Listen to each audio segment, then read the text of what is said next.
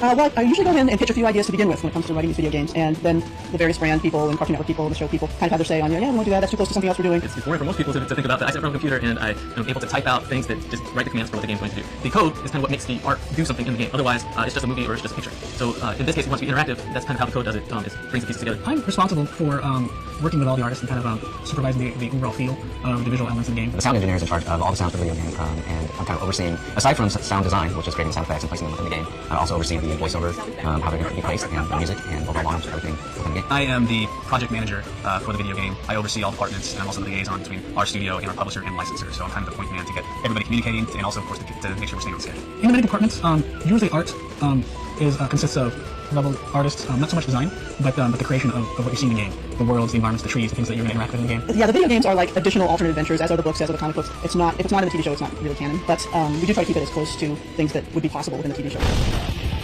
Bringing a 2D character to life in the 3D poses many challenges. On a 2D show, you have a lot of allowances that you can do, like show characters only on certain angles that are ideal for the character. In 3D, we don't have that luxury. We have to show the character, at all angles because the player's in control. If you think about what's in the show versus what's in the video game, there's a lot more animation in the video game than there is in the show. So we're very thankful for any references that we can get for how these characters move and how they fight, but the majority of it is stuff that we have to come up on our own. Because Ultimate Alien, the show, is new, we were kind of co-developing the game at the same time they were developing the show. So we ran into instances where some of the new alien forms, we didn't know exactly what they did. Well, there's so many new characters in this new game, and as exciting as that is, there were some issues. One issue we ran into at the beginning of development is these characters weren't fully fleshed out yet. In our example, there's Amphibian who's in the game, and he went through several color designs and patterns even and textures that we had to redo because the studio was trying to find his, the right look for him for the show. A particularly challenging aspect of developing sound for this video game and the previous one as well is just the amount of aliens and all the sounds that accompany those particular aliens. Aside from being very unique, just the sheer amount of them is a challenge. Environments as well in the game. We're taking the player all around the world. So they're going to be going to pretty much every continent. They're going to China, Tokyo, South America, the US, even places in Europe. So to be able to create all these different environments was a challenge as well. Well, one of the levels that I thought was exciting to work on and bring to life was the China level.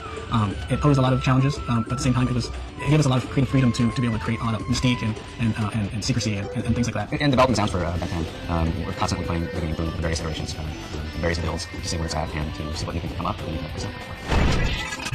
Coming from the TV show, as a writer, Cartoon Network's put a lot of faith in me to stay true to the brand and to really stay true to the character voices and keep the games, if not entirely 100% in continuity with the show, as close as we can possibly be for the fans to accept it and enjoy it. Yeah, I always love it when we can get the writer in the room. I know we didn't have the writer today, but I know Charlotte, and I knew she was writing the game, and I told her to write some really fun stuff for us, and she did. And she brought in every character into this game that has almost ever existed on the show. Yeah, we just got done recording all the voices, and I barely made it here I'm speaking to you right now. How does one describe D. Bradley Baker? He's a monster, but only on screen, only his voice. I think I used 17 super aliens in this game, which that's got to be a record for me. Well, some of the characters are certainly much easier. Those tend to be the ones they don't use as much. the ones that are more vocally punching. All those are the ones I only allow to bring back. The soar in Humongousaur is my voice. Good soar after I'm doing Humongousaur. When you look at the whole development of the game, it's kind of a small part of the game. Important. I'm not going to, it sounds short, but it's a small part of the game. There are a lot of people here watching today. You've got producers, people who are going to be directing the different elements of the video game, designers, and including the voice director and engineers to make sure all the stuff gets laid down as it needs to. An important part, but when you look at the whole development of the game, a very short part, actually.